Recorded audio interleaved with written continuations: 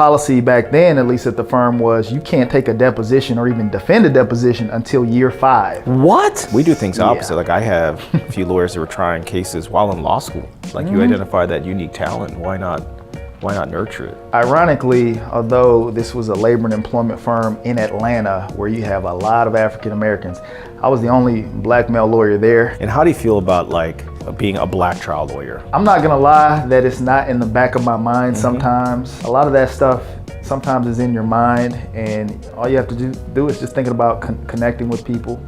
And you know, if you have a good case, you have a good case. So.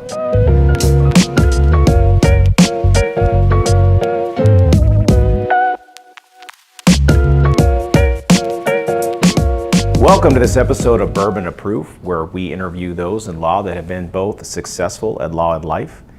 And we do so over a series of spirits. We usually do 3. Today we have 2, simply because these are 2 excellent bourbon whiskeys. And we are excited to share it with none other than the Joe Wilson. Appreciate you guys having me on. Thanks for having me. Of course, we have our esteemed co-host today, Mr. Mauro Fiore. And I've only had a few drinks today, so I'm still at the top of my game. Yeah, it's not even noon, so it's fine. But we're filming today in Atlanta, in the South. Yep, hometown. Yeah, Joe's hometown. So I'm going to start with this pour because this is where we usually like to start. So this one's called the Representative. Now this is barrel proof.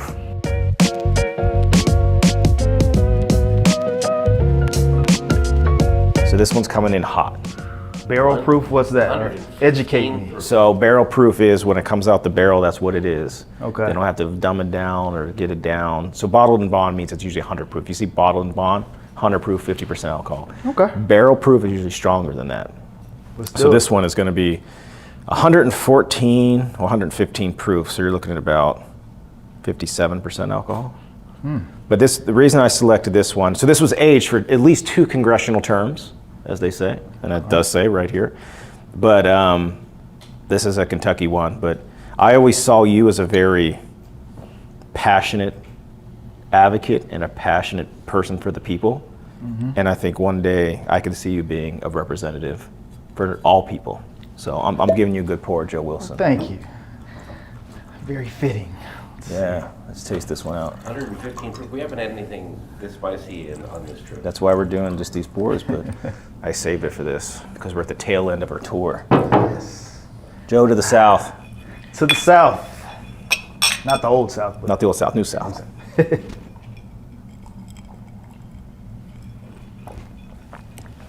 ooh.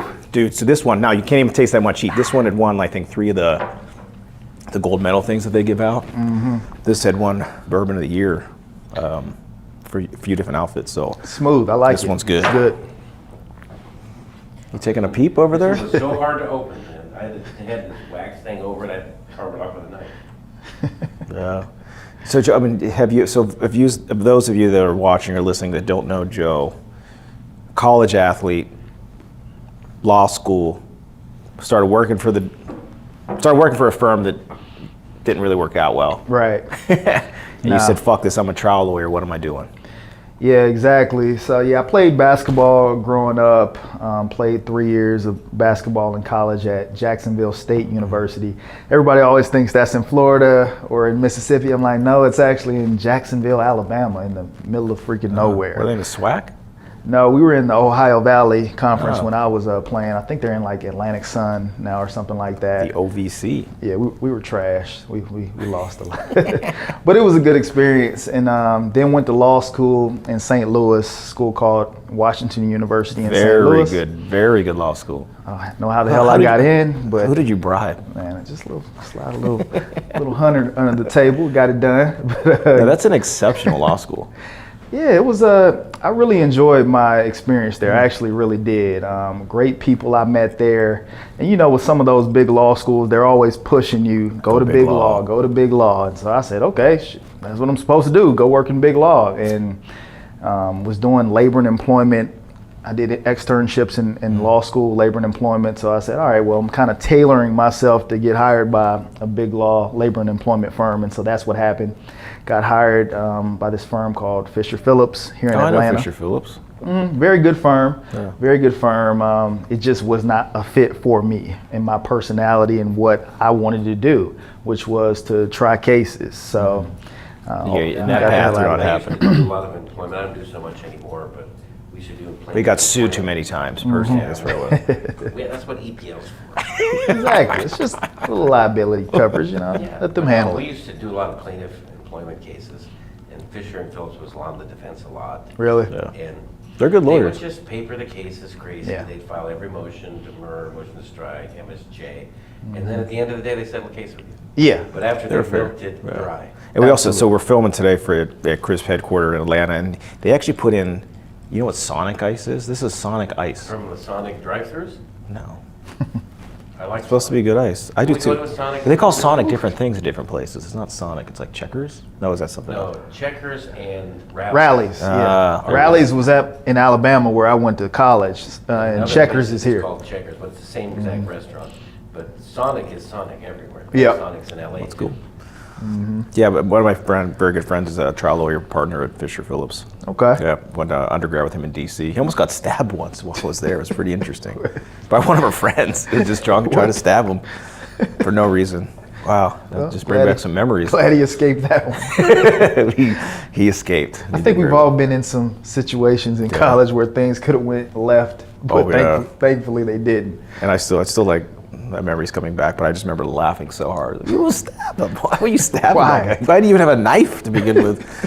This drunk swimmer tried to stab my buddy Lonnie. Yeah, so I mean, did you ever think about, I was in DC and actually have the Capitol tattooed on my arm. I've always, like that. yeah, I always wanted to do something like that as an after career. But have you ever had thoughts about that? Because I've been seeing a lot of your social media and you're crushing it as a trial lawyer right now. And you're very well known for doing that, but you're doing a lot of like civil rights stuff.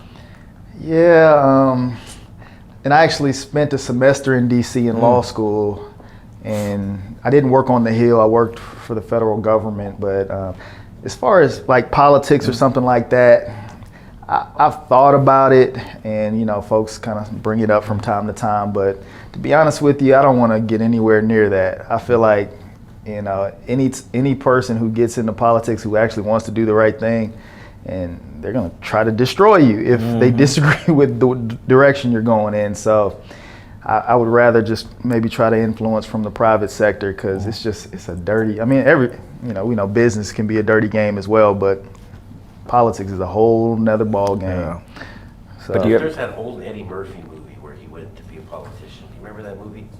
I don't remember. Eddie Murphy, I think it's called The Distinguished Gentleman. It's like from the 80s. I don't remember this I one. haven't seen that one. Have you seen it? And Eddie Murphy is like a scam artist, and him and his friends are like running all these scams.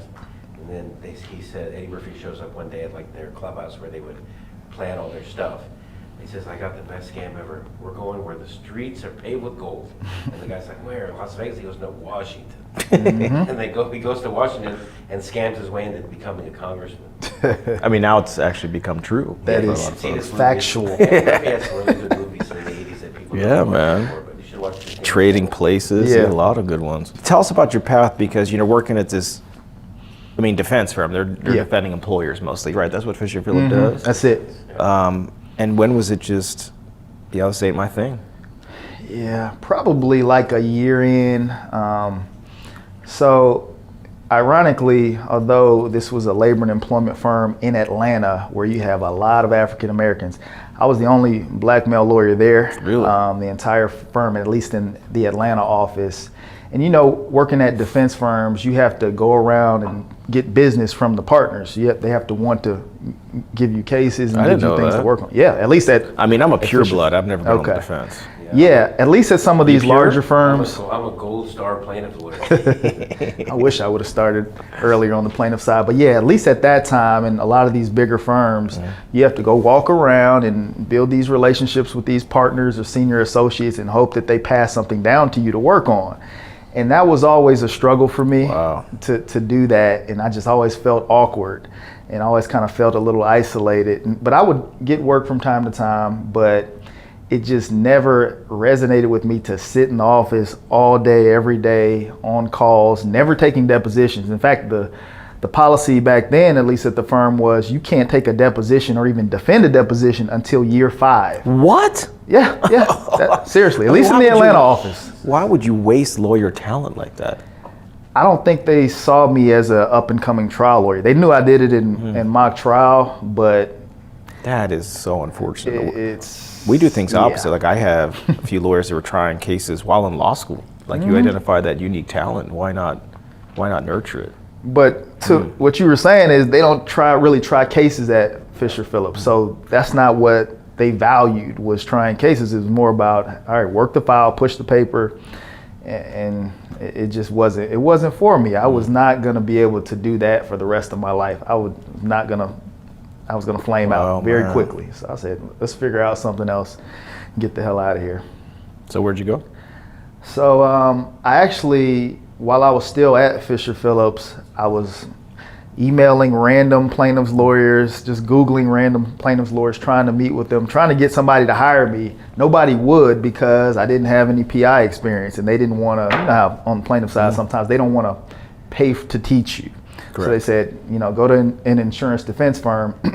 I did that for about 6 months, and then I got hired by a plaintiff's firm, and I've been on this side ever since for the last 10 years, really. Wow. And you're an executive at the GTA, the Georgia Trial Attorneys. Yeah, I'm on the executive board there and a few other organizations. I've been working with GTLA for the past 10 years and on the executive committee, I think, for the last 4. Wow, that's awesome. It's been a good experience. They work really hard trying to protect, the regular person's civil rights here in Georgia. So it's a good organization. And we were, before we were in Atlanta, we were filming in Birmingham, and we were talking a lot about just the archaic laws that they have to hold consumers down, and it's just so hard. When you go across, you drive an hour, 2 hours to go to another state where they actually value consumers over corporations. Right. And it's a short drive. Why is it so diverse? I mean, are they trying to attack civil rights for your folks here in Georgia? Oh yeah, they're always focused on Georgia because there are a lot of big verdicts that come out of Georgia. There's always a lot of money being pushed here by the insurance industry trying to change the law, which is why GTLA is so important, because we have to fight against them every single year, every single term. There's something coming down the pipeline to completely disrupt what we do. So the insurance industry is always focused on Georgia, for sure. Atlanta does have good verdicts, for sure. Well, yeah, but you have common sense folks who understand the value of money. Right. And I think Georgia's probably the best state, top 5 for sure, for consumers and law and justice. Yeah, I think so too. Yeah. How's California in that regard? California's fantastic, except for medical malpractice, where there's caps, which ends up happening. When that happens, the best lawyers end up they can't financially represent. So the best lawyers are doing other things, and they did it at workers' comp. They destroyed that. So now it's the best lawyers still in California are trial lawyers that are doing personal injury, product liability, because they can actually put the risk out there for the reward. And people don't realize, we're spending, I had one case, a product liability case, that I put forth $1 million to get to trial. That's if you lose, that's out of your pocket. You're done. It hurts. Right? But yeah, that's what people don't understand is to have that quality lawyer, so your person has a chance. If you're capping fees, you're capping amounts, it's just they don't get good representation. It doesn't make business sense to do. So it makes sense for the insurance companies to push that bullshit, right? Yeah. Because then they get inferior lawyers taking on cases, but the consumers don't know that. They just hear these dirty trial lawyers. Are you ready for the next pour, my friend? Because this is I gotta a special. finish up. Hold on. Come on, man. I was sipping. I was talking. You're a sipper. Come on.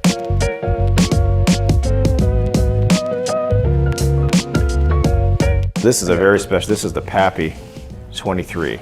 So Alex Shonera gave this to us in Alabama. He's here in Georgia and pretty much everywhere. Alex everywhere.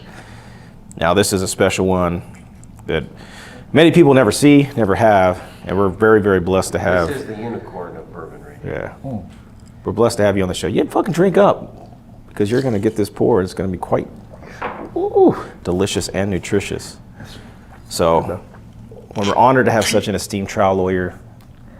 Honored to be here. Yeah, the first time I ever came to Atlanta, I came to a conference. I came to a reptile conference here like 15 years ago. Yeah. Don with Keenan. Don Keenan. And Keenan was, I know he's still around.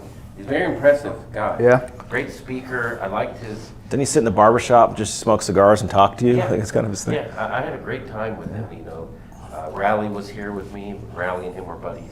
Well, Joe's now partners with Nick Rowley. They have their firm here in Georgia. Yeah. Child Lawyers for Justice, Yeah. and he runs the Atlanta show.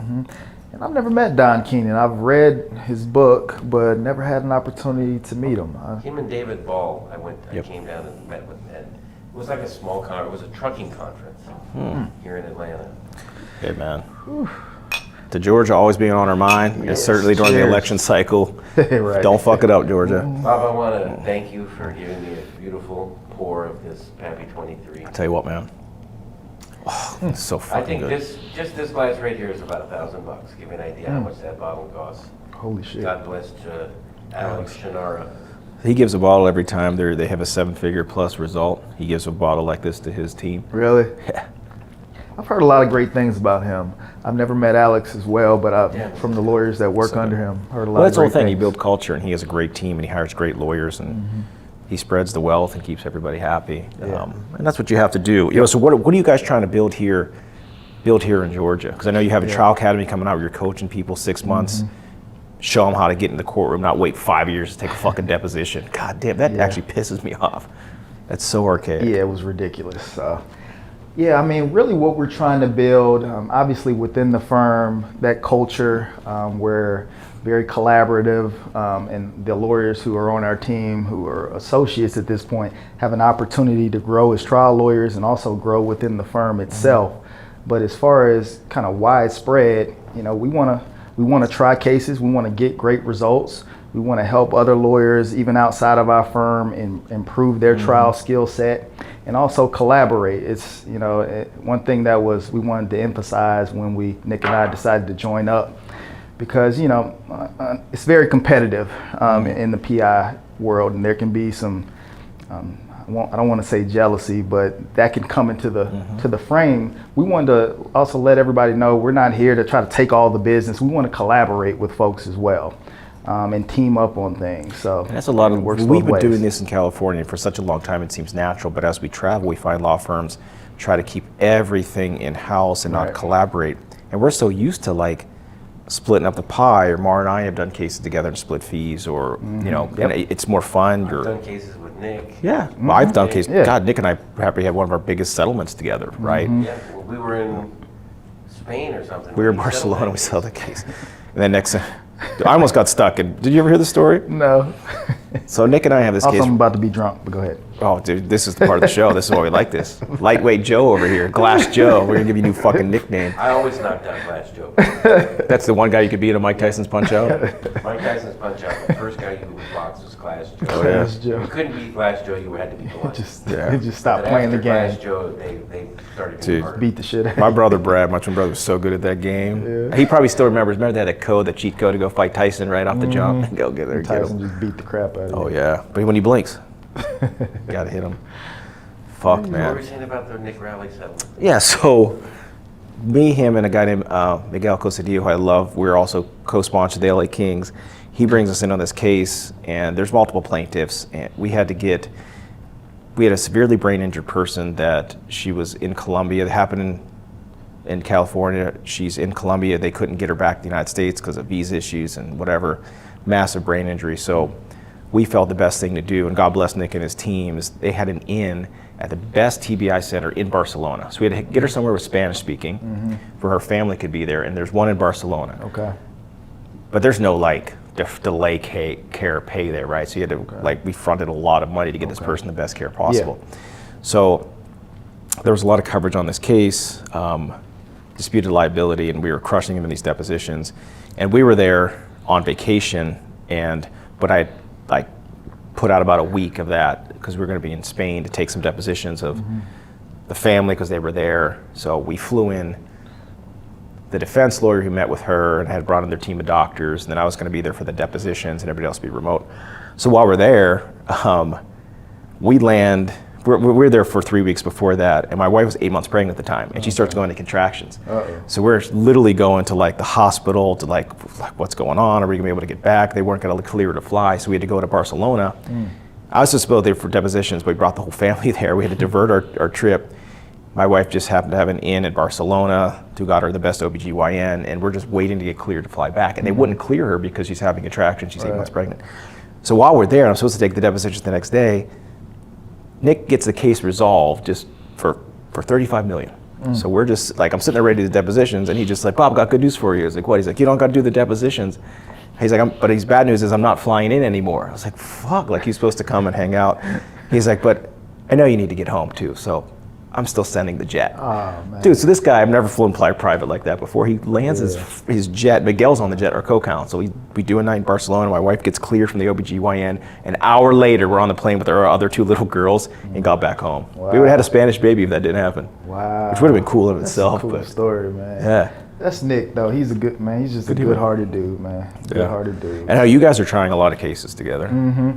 Yeah, we tried our first one together last year. We've got 2 set for next year, and I'm sure we'll try a couple this year together. And I'm getting ready for trial, not with Nick, in about 3 weeks down in South Georgia. So getting ready for that one. What we learned last night is this venue does not like plaintiff lawyers and do not like verdicts. Yeah, apparently not. But that was a med-mal case, so hopefully, you know, we have some better luck down there. I mean, we should win this case, but who the hell knows? Know. And how do you feel about, like, you know, being a black trial lawyer, right? Because there is, you go into some venues and it's. I'm not gonna lie that it's not in the back of my mind sometimes. In certain places, like even the one we tried last year together, it's a venue. Fantastic result, by the way. I don't know if you know this case, but like, pissed me off. They pretty much, you guys. I mean, you guys crushed his verdict, but it was like a handshake deal with this guy to try the case, and you guys did good on. It was a case that you and I wouldn't have even tried, and they still hit it for over $1 million. Yeah. And they're still disappointed in themselves. It's like a home run. Well, we got cheated because there was juror misconduct because it was gonna be an 8-figure verdict. On that case? We were beating their ass. On that case? That's what the juror affidavits that we got back were saying. They were talking 8 figures on this case. But by the way, you and I would not even try this case. We were like, yeah, it was tough. And you know, our client was a PI lawyer. That's it. Yep. So, but this venue, it's in Cherokee County. It's historically all white. It's not someplace any plaintiff lawyer wants to go to try a case. So yeah, in the back of my mind, I'm like, will they accept me? Will they listen to me? But we had a great jury, other than the 2 folks who cheated us. You know, in closing, I could tell I was connecting with them. So I mean, a lot of that stuff sometimes is in your mind, and all you have to do is just thinking about connecting with people. And you know, if you have a good case, you have a good case. So we'll see. Again. But do you find, because you were the only black associate at that first firm right here in Atlanta, and obviously like a lot of the population, is black in Atlanta. So that's why it was strange. It's like, really, labor and employment, really, and I'm the only one. Seriously, that was But do you feel like that's changing now? I feel like it was changing, but it's starting to get rolled back with the push against DEI and things of that nature. And I feel like, again, we don't have to go down that path. But I saw a term like they had the Baltimore mayor, and there's another DEI. I was like, you're just literally substituting the word you really want to say. That's what they're really doing. Like, pretty much. They don't even know what it means. They're just like, exactly. I'm like, he got elected, not hired. I know. It's so you know what I've seen a lot of defense firms doing, and I'm sure you guys have seen it too. When you go to trial now, the lead counsels, 98% some old white guy, and they always. I think they might go through their whole office and find the only black lawyer, I knew you were like the only Asian female Yep. they have, Yep. and they put a have them counsel sit at the table with them. And no, they don't do any witnesses, they don't do anything, but they like to show, these are my associates, they're going to try the case with me. You got a black, and what happens is that female, that plays against them, because jurors every know what's time. going on. Stupid. And like, we co-try cases and we give opportunities to everybody, so we have those real people not just sitting there asking questions, participating. Exactly. And jury knows. I've always thought that as well. I'm like, what are you doing? Do you think these folks in that jury don't see through this?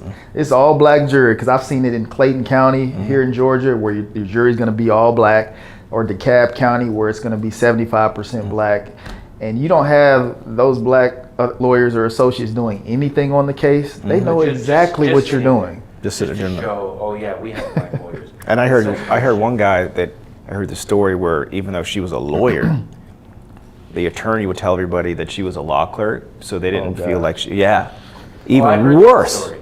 Yeah, because she was a lawyer, but he told everyone she was a paralegal because his thought was if they knew she was a lawyer, they would wonder why she didn't do any part of the trial. That's pretty sick. But Yeah, it's real. But this stuff still goes on. It goes on today. It's crazy. the good thing is, though, I think that generation of folks who think like that, you know, over time they're phasing out of the profession, and then the folks who are more inclusive and want to be inclusive and have equity and want to give everybody opportunities, they're starting to lead the way. Folks like you guys. So I think that's important. I think that's the positive thing.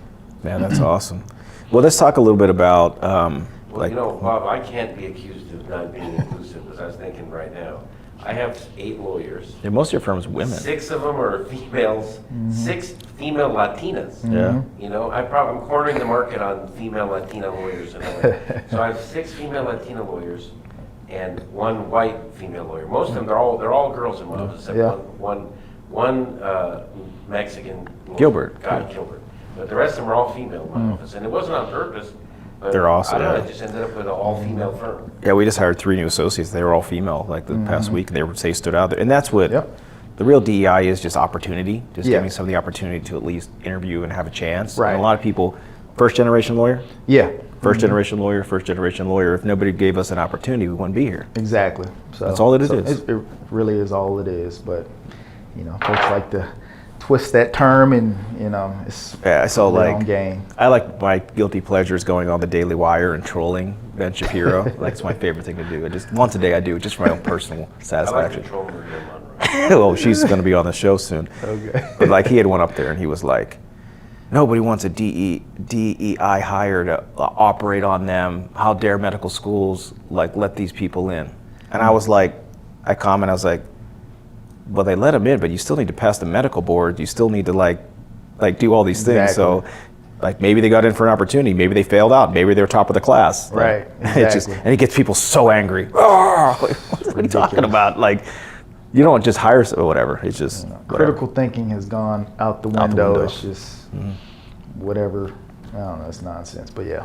So, how close are you to finishing yours? Because I know you're sipping this one because it's so good. Because we do 3 pours here, Joe. Yeah. And I usually do it at the end of the episode because we're going to keep talking, but I feel like we need to do one more pour, and I think you have to pick it. What was your poison of choice growing up, by the way? What do you usually drink? It seems like spring water. So like, you know, in college, because I don't drink that much now, but you know, in college and law school, I drank for a purpose. I drank to get wasted. To get drunk, yeah. But it wasn't for taste at all. It was just for a clear purpose. And then, you know, 25, 26, 27, I slowed it down. But now I would say I drink, like I'll sip Crown Apple, which is last probably night I saw you, cheap ass. It's a cheap ass drink. You know what? I like the way it richest tastes. trial lawyer in Los Angeles Crown. only drinks Crown. Is a friend of ours, and this guy's got more money than God. Yeah, he If does. you go to his house, you've been to his house. Many times. Last time I was there, I think he had like, I don't know if he's waiting for like the Ice Age or whatever. He must have 50 bottles of Crown. at his 50. house. And they had one giant, he had the giant Yeah. bottles, It's like all of dude, them. it's like, how much Crown can you drink, man? He also has got over enough for- 2,000 signed guitars hung over his house. Holy shit. Like, he have ones like the one Kiss smashed on stage, one the Beatles And played. he doesn't play the guitar. No. Ricardo Jeffrey York. Yeah. Ricardo. California is just different. Y'all are different out there. Yeah, but this That's guy's how a- we look at you guys. Y'all are just. We are pretty different, man. But I'm born and raised in Los Angeles. Yeah. So I'm like, you know, I have no excuse. Mm-hmm. I'm LA because that's it. I'm born and raised there. Bob has come in as most of the Midwesterners do. And they hijack the town, you know? we go to the Yeah. beach towns and hijack the beach. Pittsburgh, right? Like I was saying the other day, if you go to any beach town in LA, 50% of the people are from Iowa, Pennsylvania, or Ohio. Yeah. They just go there and they take over the Illinois. town. Really? Manhattan Beach. It's kind of like Atlanta too. Is all people from the Midwest. Really? Yep.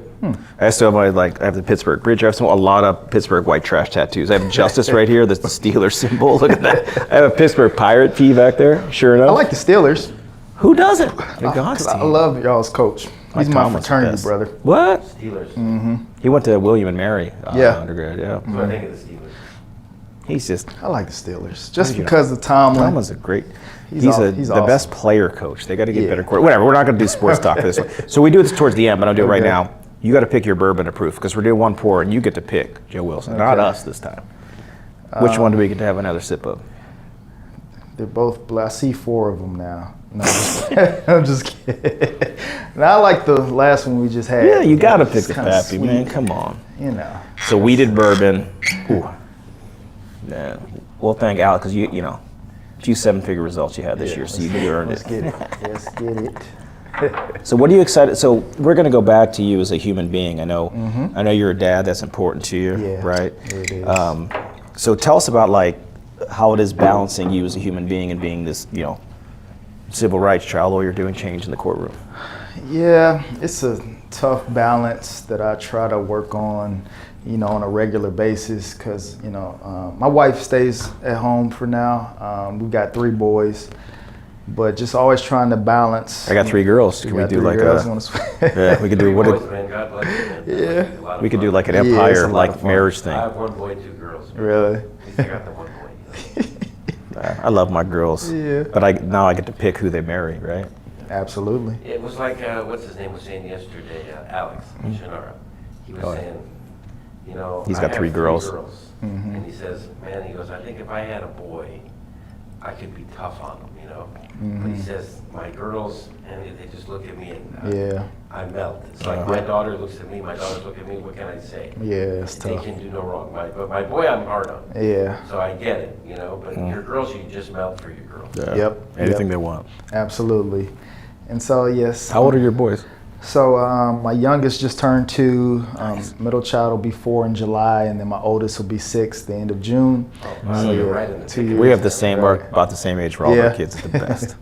So it's a lot of fun, a lot of play fighting and wrestling and all that stuff. So it's a lot of fun, but just trying to balance the work aspect and also making sure I'm there to, go to soccer. Because you also own your firm, you're doing the business side of things, you're trying the cases, sometimes gone for weeks at a time. And you got little kids, you're probably Coach Joe Yeah. too. Yep, I'm all of those things, and also just I'm obviously married as well. Just trying to make sure she understands like why I have to spend so much time, and she's very understanding. But it's a daily thing, making sure we're communicating because it's That's a tough key. balance. Understanding.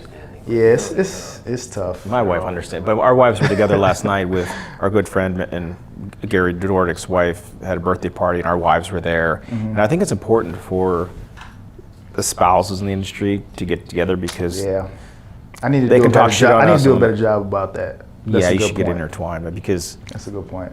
You gotta come on vacation with us. and bring That's a your great wife. That's what point. you have to I do. never thought Come about to that. Cabo with us. Yeah. he was in Cabo last time with us, Next but he didn't bring his wife. Cabo, come to Cabo, come with us next. It's in May, and we'll all hang out. That's a great point. Yeah.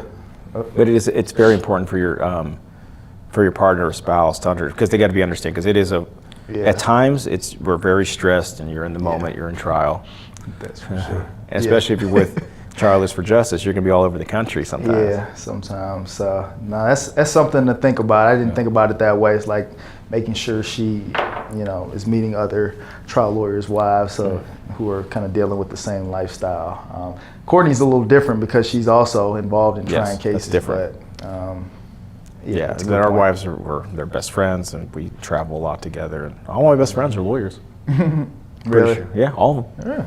Yeah. Okay. But my brothers are lawyers too now.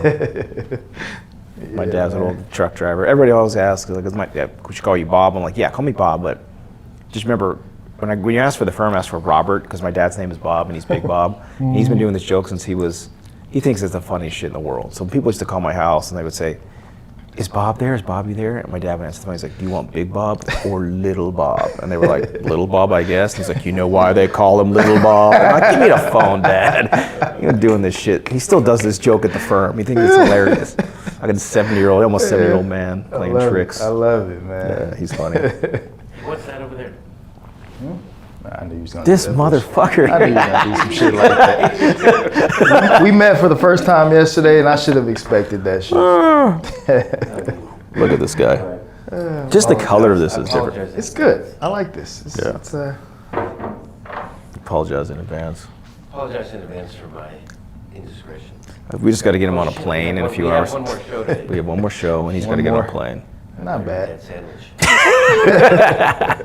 Man. Well, yeah, Joe, so what do you think, advice for our listeners, if you want to get to where you are today, if you had to do things a little differently, what would they have been? I think if I could do things differently, I wish I would have been a bit more focused at my first job and really trying to do my best. Because if I'm honest with you, I hated it there. So I didn't give my best. So I regret that. But if you gave your best, you might still be there. I don't think I would have. I think I knew it was not right for me, but I think, just from a developmental standpoint, even though it's labor and employment, I could have gotten more out of that experience than I did. So even if you're in a position where you know this isn't for you, you don't like it, you don't like the people, whatever it may be, you should still give 100% to get everything you can out of that opportunity, because it's going to help you moving forward. So that will be, I guess, my only regret. So But you invented quiet quitting. I did quiet quit. I'm not gonna lie to you. I was tapped out, but I was like, this is not it. I like the money, but this isn't it for me. Man. So But that's where they try to get you, those golden handcuffs. They give you a nice little salary, make you a little comfortable. I love making Chase it just too 120. much. Yeah. Yeah, baby. I got me a little Audi A5. I felt like I was the guy. Yeah, But, I read something the other day that said that being comfortable is where dreams go to die. Ooh, I like that. And it really is. it's true. It's true. Luckily for me, I never was comfortable. Every firm I worked at, the feds knocking on the door. Including his own. Had the feds knocking on the door. Oh my I remember God. one time, I was working at a firm. The feds raided the place, right, a PI firm. And my paralegal. Excuse me. My paralegal had 2 boxes of files. This is paper files, I'm right? sorry. My paralegal had 2 boxes of files that cases he referred to the firm. It's like, these motherfuckers ain't taking my files. He had 2 boxes of files like this. He ran for it, right? And I was right behind him. He dropped 1 box, okay? He dropped a box of files, and he didn't turn back for it. So I scooped it up. And that's how he started his firm. And I never heard from the Oh my paralegal God. again. So then after a couple of weeks, I called That's a the real client and I story. said, hey, there's been a change in your case. You got a new lawyer. Who's that? Me. Your other lawyers are in jail, federal Oh, prison. really? Oh, God, that's great. Yeah, so there's about 15 files in there. They were good cases. Got you started. Yeah. I got him out of the hallway. He went up to the roof. He wasn't messing around. This guy was climbing ladders with his best files. Like, he dropped his B files. The A files he didn't drop. He's crazy as hell. But yeah, that's long time. Statute of Hey man, limitations. yeah, it's right? over with, man. Man. 23 years ago. Oh my They're just God, cases Mara. too, This when you think he's joking. It's No, not. I'm not joking. That was just the first time Right. they read about The it. first raid. Yeah. He'll tell, there's another story off camera he'll tell about another raid, which I've heard. It's just, that's my ab work. I don't do a lot of crunches. I just listen to Mara and laugh so hard I that see. I Yeah, I got develop my a party workout ball. in for today. Thank you, sir. Joe Wilson, thank you for coming on, brother. Thank you for enlightening us on your journey.